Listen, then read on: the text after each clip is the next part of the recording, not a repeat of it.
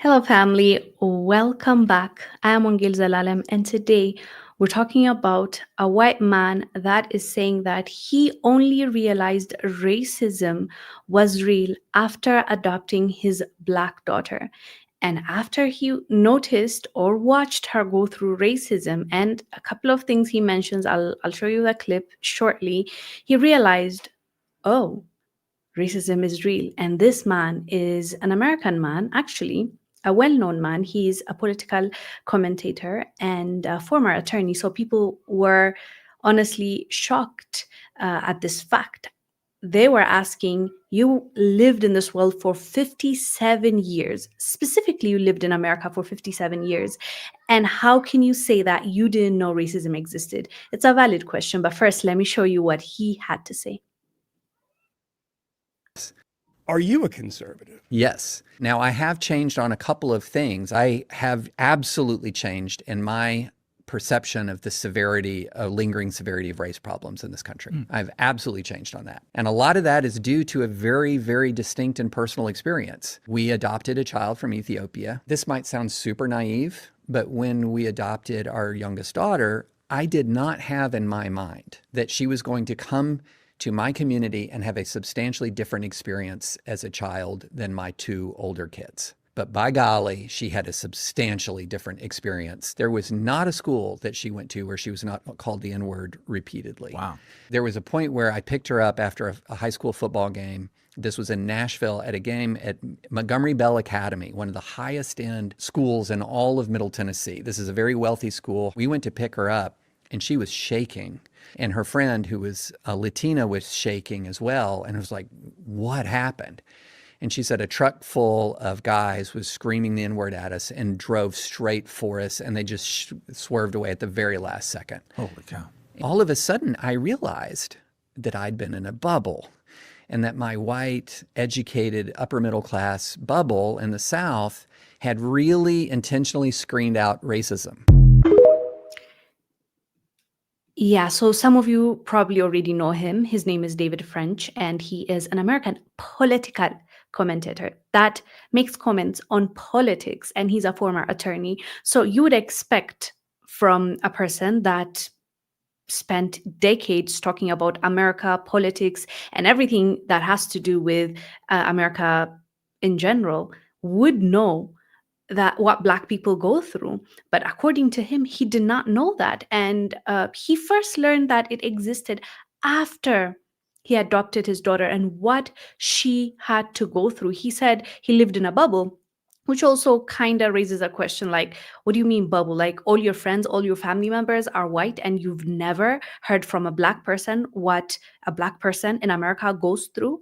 It's kind of questionable, to be honest, but that is what his experience is. And the thing is, when you do more research and when you talk to people that have experienced racism in the US that have been adopted by white families, the story is very similar. It's like they get adopted, the family never prepare them as what to expect in the future. They never tell them how they'll be treated, how they might be treated differently, and what kind of words are slurs and how it's offensive.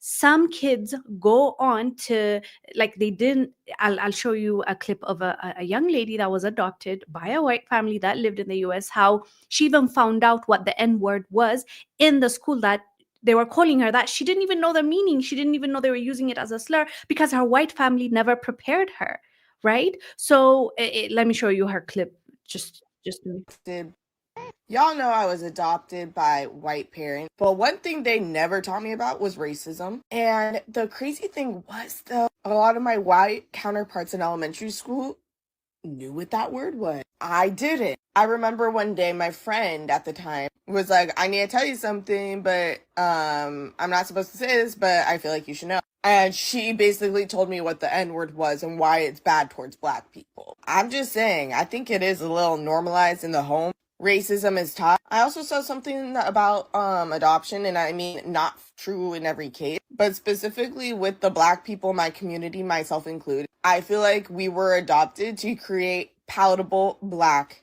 kids that these people could stand. And I say that because of the projection and anti-blackness I got growing up. So there's a lot to break down with this video.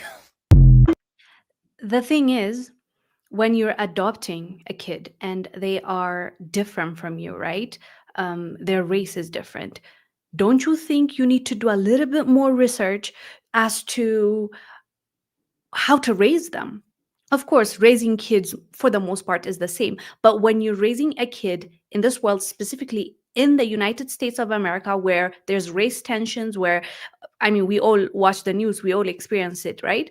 So you can't tell me that you are an educated person, a person that, can afford adoption. Adoption is also not cheap.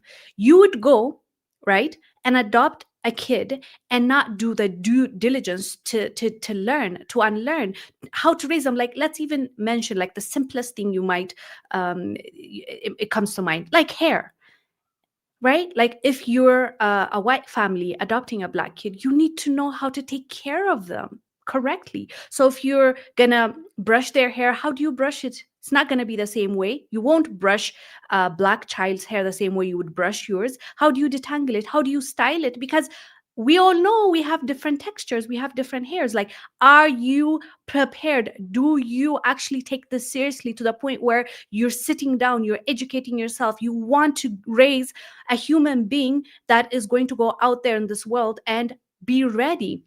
Are you going to prepare them? Are you going to build their confidence? Or worse, when they go to school, experience this racism and come to you and tell you, I was called the N-word, I was, mistreated, someone said this to me, I was treated differently. You tell them there's no such thing, because you claim that you live in a bubble. You didn't prepare yourself, hence you didn't prepare your kid, and they go out there in this cruel world and get treated badly.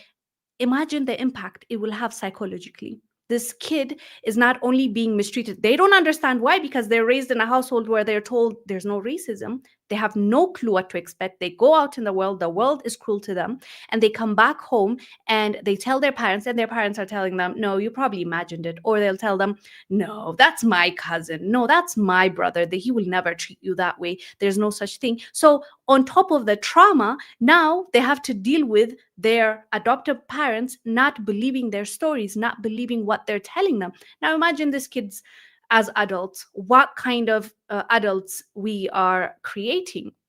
So I think it's wrong not to learn how these kids are going to view the world, how the world is going to view them, and to better prepare them. Because as parents, adoptive or not, if you're a parent, if you're a guardian, period, you need to be able to prepare your kids for the world. And that's one of the homework you have as a parent, as the grown-up. You're the adult here, right? It's not the kid. It's not up to the kid to teach you the world. It's you, because you have time on your hands. You've lived in this world for longer, and you know how it is. So it's just sad to see. And I've when I saw his clip, many more adopted kids came on my page, and I heard their stories, and some, it's traumatizing.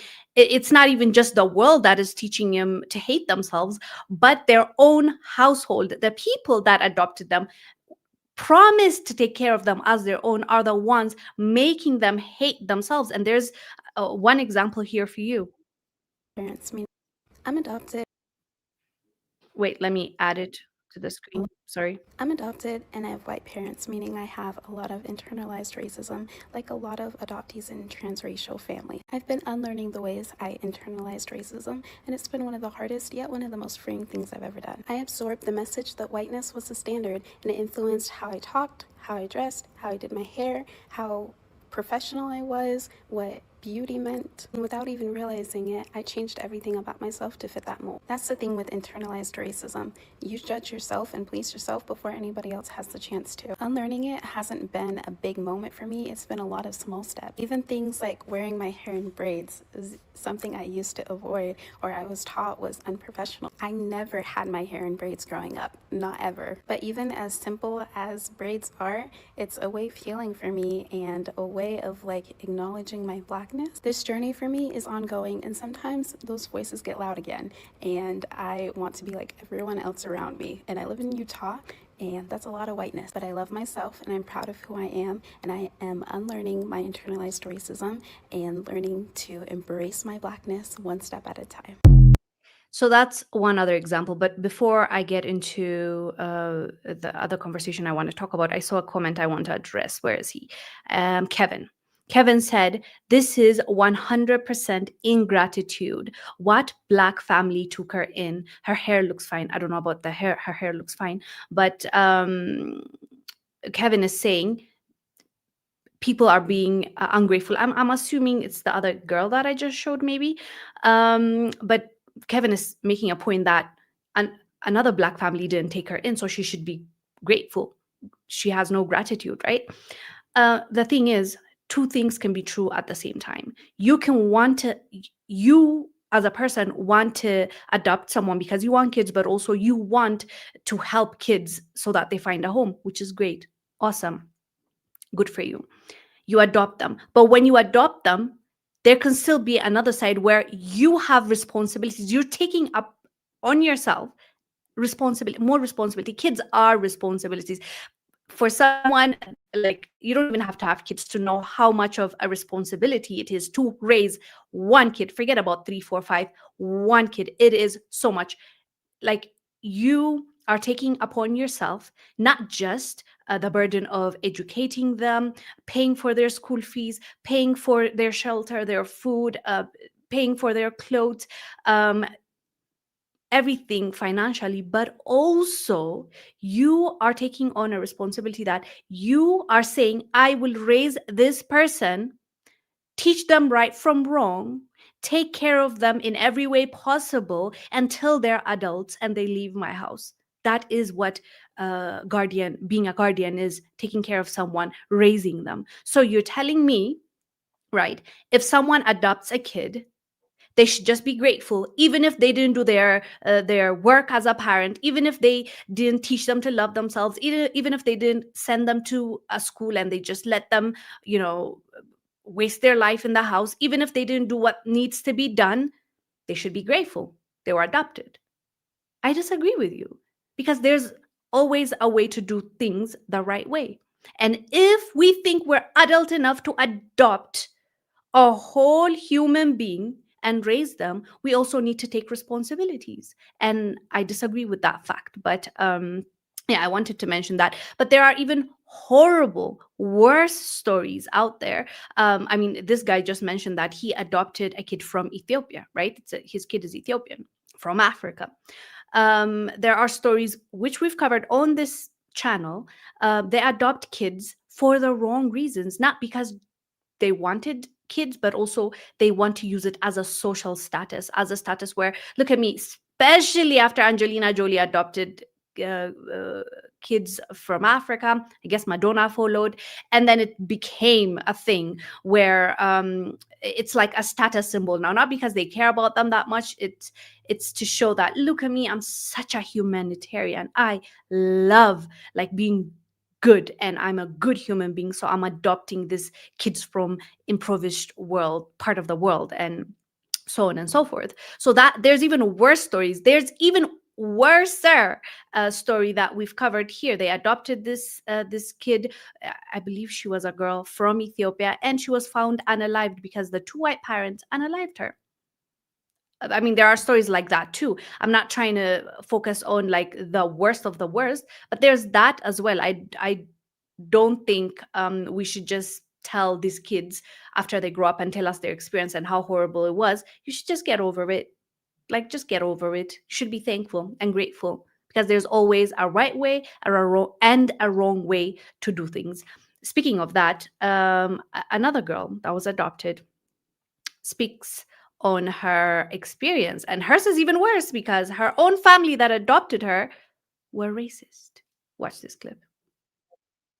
Talk about the things that I go through every single day. And one of them is struggling with being adopted. So this isn't part 2 or anything, but this is just something that like blows my mind about my adoption family and how they treat me. Sometimes I just feel like I got adopted for the wrong reasons. Completely wrong reasons. I just feel like I got adopted for the show, for the, oh, you are such a good person for adopting a girl, a Black child from a foreign country, you know? You see how that would look? Yeah, exactly. So I definitely think I got adopted for the wrong reasons. And here's why. My family is awful when it comes to the N word. They have all said the N word. I've never heard my mom say it.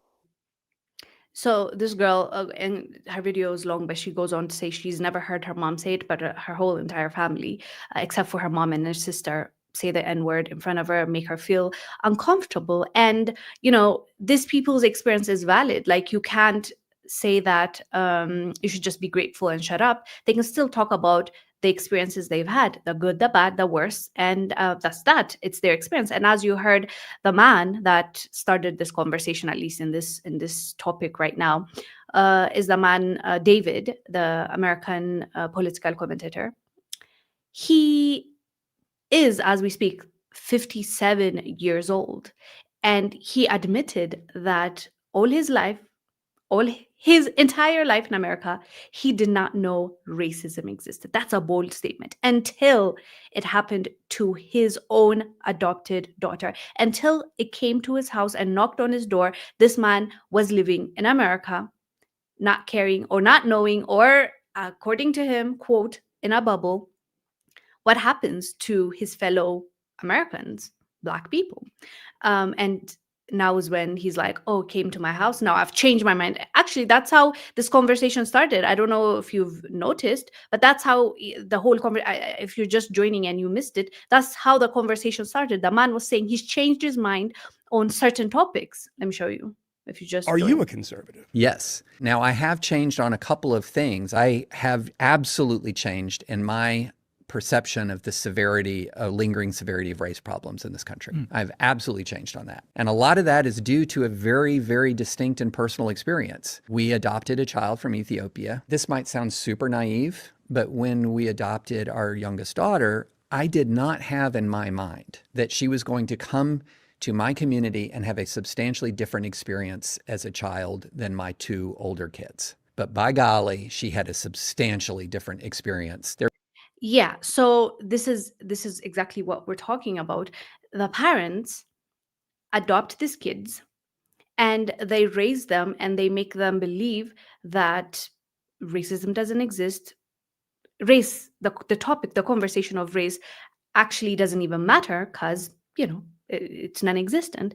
And the kids grow up thinking it doesn't matter. It's just, something that people debate about and it happens somewhere else and it doesn't concern them. And they go out in the world, especially after they start, maybe school, high school, college, and then the society treats them differently. That's when it hits them. That's when the confusion starts, asking questions, asking, like, I just showed you a video of a girl that never knew what the N word meant. And it was directed at her, and people were calling her the N word. And she just didn't understand. She thought it was just a word. She was sheltered. No one in her home took the time to explain to her, to warn her, to educate her, to equip her. It's like, information equips you. When someone calls you out of your name, it's not going to hurt as much because you are prepared. You understand what's going on. Even worse, when you're not prepared, you might even think it's a joke. It's not directed at you. It's exact thing that happened to this young lady. Someone else had to call her to the side and tell her, this is actually the meaning, and that is why it's offensive, and this is that's what's happening, and that's why you're being called this N-word. Now put yourself in those kids' shoes, how much this is going to impact them and how it's going to manifest itself in their day-to-day life as they grow up. I know people like to minimize others' experience, especially if they don't go through it, and it's hard for them to fathom. It's like, it's such a small thing. no, it's not. It's really not a small thing. It's something that will stick with you for the rest of your life. And it's something that you have to unlearn in order to live your life to the fullest. And I don't think it's fair to the kids, is the point. And those that are interested in adopting different race, do your research. That's all we're saying. I'm saying you need to do a better job than some of these parents that I feel like have failed their own children, adoptive children that they say they care about and they took in their homes. You have to do your due diligence, in my opinion. That is what I have to say about that. Let me get into the comments. I love myself said, is the only reason why white people will see racism is because they're in proximity to black people, rather friends or adopting. Yeah, that's the thing though. That's my question. How do you, unless when people are sharing their experience with you, you just don't care or you don't believe them. You think they're just lying. Unless it happens to you yourself personally, like it happens to your adoptive daughter, you cannot tell me that it has never crossed your mind, or someone closer to you, a friend, or even social media. You have the TV.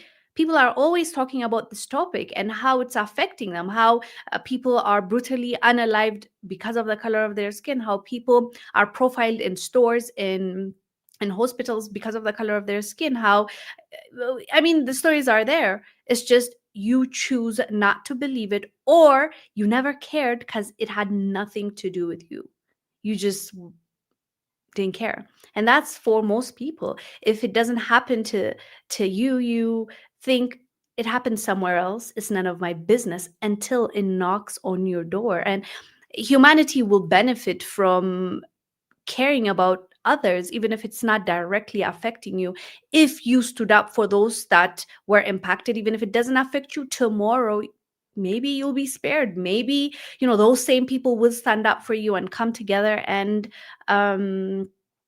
help your cause too. But yeah, I think that's how it is for most people.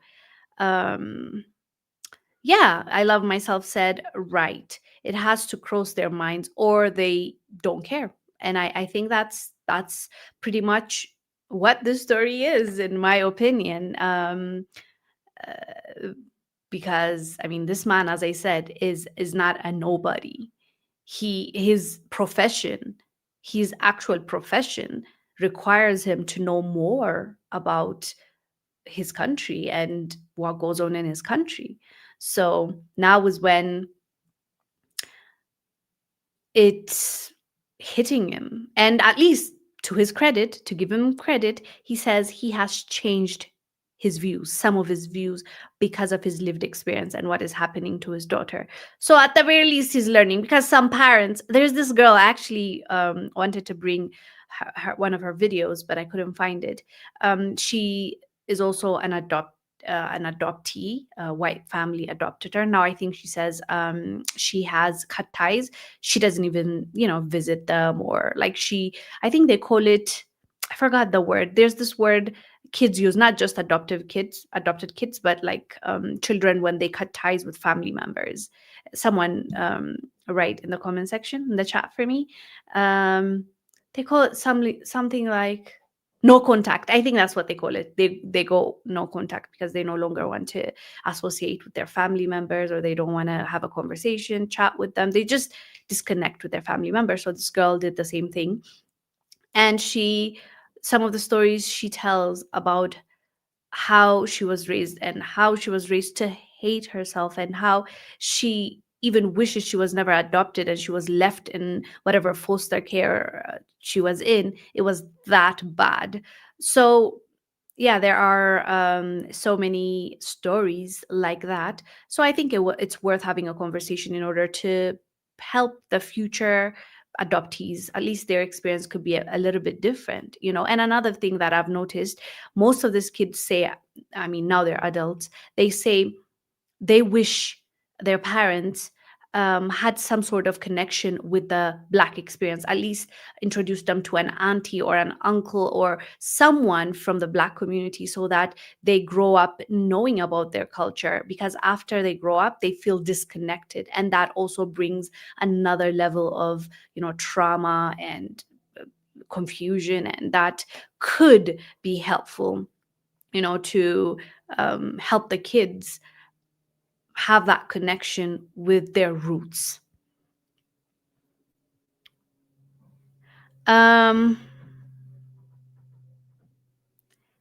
DJ said he looks like his parents grew up during Jim Crow. I don't believe him. Yeah, so a lot of people are raising this same question, and plus he said he's from the South. So, I mean, valid question.